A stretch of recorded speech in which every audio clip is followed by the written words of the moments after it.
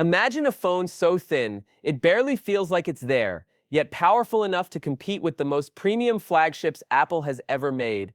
That's the iPhone 17 Air. And what's happening under the hood is even crazier than the design. Welcome back, viewers. Sam here. If you love staying ahead of tech trends, tap like, share this with your favorite Apple fan, and subscribe for more smart updates like this. Okay, let's talk about what Apple might actually be planning with this ultra slim beast. New leaks suggest that the iPhone 17 Air may not just look sleek, it might actually run on a tweaked version of Apple's most powerful chip, the A19 Pro. Yes, the Pro chip in a non-Pro iPhone. That's a massive shift. For years, Apple's kept its fastest processors locked behind Pro and Pro Max paywalls. But now, reports hint that the 17 Air could pack the A19 Pro with a 5-core GPU and 12 GB of RAM, only slightly dialed back from the full-fat Pro versions, which get the 6-core GPU. Translation: buttery performance, blazing fast app switching, and console-level gaming in Apple's slimmest iPhone ever. Now, not everyone agrees. Some leakers still say the Air will get the regular A19 chip, the same one rumored for the base iPhone 17 with just 8 GB of RAM.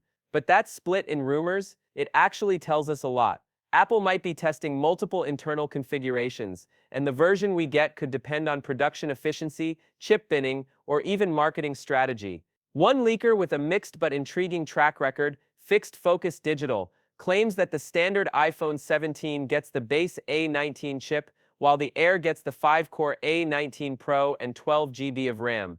That would give the 17 Air more RAM than some MacBooks had just a couple years ago. Think about that.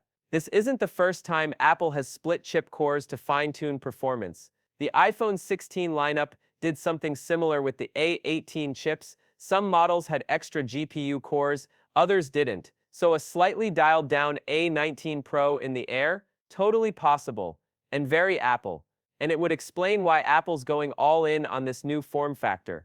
The iPhone 17 Air is razor-thin at just 5.5 mm. That's even slimmer than the iPod Touch used to be, and lighter than any recent iPhone at just 145 g. Yet despite all that, it still comes with a beautiful 6.6-inch 120Hz Super Retina display. No variable refresh rate like ProMotion, but it's locked at 120 Hz. Still super smooth for gaming, scrolling, and video playback. Camera-wise, it's a shift too. Just one 48MP rear shooter and a 24MP front-facing cam tucked in a surprising spot, left-aligned, not center. That left-aligned selfie cam? Super rare for Apple. It could be a clever space-saving move, or a sign that the internal layout had to be reimagined for the ultra-slim chassis. You're also getting MagSafe, Wi-Fi 7, Apple's new C1 modem for even better connectivity, and iOS 26 right out of the box. Storage tops out at 512 GB, and the battery is around 2,800 mAh. Not massive, but Apple's software optimization could make that feel bigger in everyday use. And here's where it gets interesting. If the leaks are right, here's what the iPhone 17 lineup might look like. The base iPhone 17 gets the A19 chip, 8 GB RAM, 120Hz LTPO display, and dual 48MP rear cameras. The 17 Air, same screen refresh rate, slimmer body, one rear cam, but possibly the A19 Pro chip and 12 GB RAM. Then we step up to the 17 Pro and Pro Max, both with full A19 Pro chips, triple rear cameras plus LiDAR, and up to 1 TB of storage. So now we're asking, what's the point of going Pro if the Air gives you 90% of that power in a much lighter, thinner body? If true, the Air could actually become the sleeper hit of the entire lineup.